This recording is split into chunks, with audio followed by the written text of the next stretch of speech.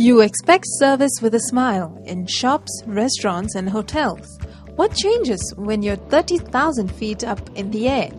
Whether you spend a few hours or a whole day on an airplane, service standards leave a lasting impression, and it seems in-flight bad service is a common experience for many passengers.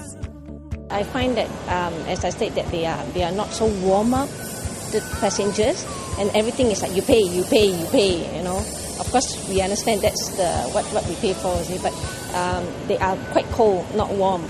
Back time is really bad because the next space is really crampy.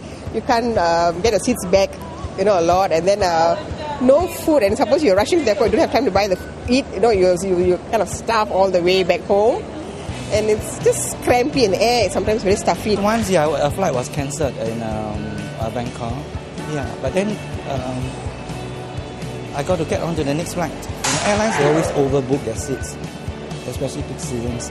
So if you're late, you're not really late, but you're later than others. You may not get a seat sometimes.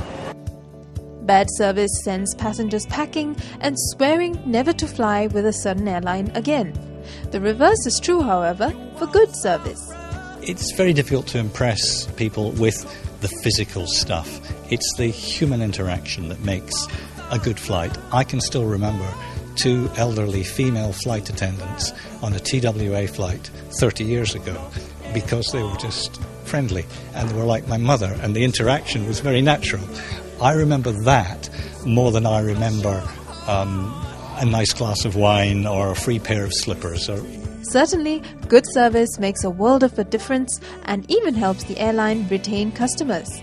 I actually enjoyed flying Singapore Airlines, the widest bed that they've got. They all kneel down to talk to you at eye level, and it makes a difference. So far, I think SQ, if you ask for something, I think they give it to you pretty quickly, and averagely they are quite friendly too. Flying Delhi to Mumbai on Indigo Airlines, and I have this habit of just reading a newspaper or a book when the flight's taking off or landing.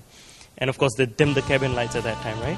And they said, so we're going to dim the cabin lights. And as she walked past the flight attendant to check our seatbelts, she actually reached out and turned on my reading light.